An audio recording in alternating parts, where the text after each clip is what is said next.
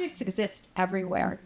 We see manufacturing, we see business, we see healthcare administration. We see so much variety within the classroom. So naturally, when the students graduate from project management, we are starting to see the students go back into their industries with confidence.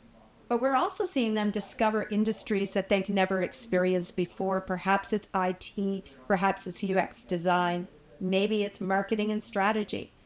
And so what we're seeing are the students have this unique skill set, project management, this differentiating them from everybody else that is applying for that role. In my current job as a marketing and communications manager at Kingston Economic Development Corporation, I basically manage a lot of creative projects.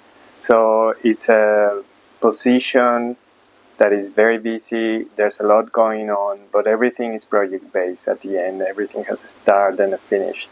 So this program was a great asset. So if I give you 3 reasons to choose this program over another, first is that the program and the college are well recognized provincially, nationally, and internationally. Second is that the faculty, starting with the program coordinator, are champions in seeing the students succeed in their future and in their education.